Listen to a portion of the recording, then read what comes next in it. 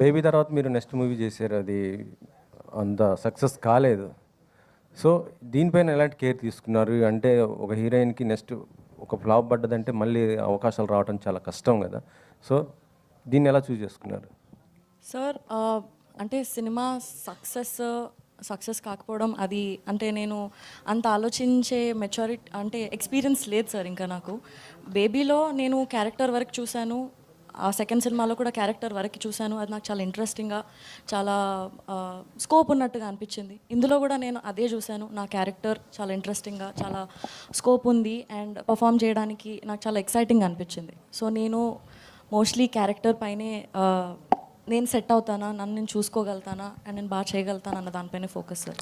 Baby ప్రొడక్షన్స్లోనే మళ్ళీ మీకు ఆనంద్ గారికి సినిమా అన్నారు, కానీ మళ్ళీ ఇంతవరకు ఏం అప్డేట్ లేదు, ఏంటి?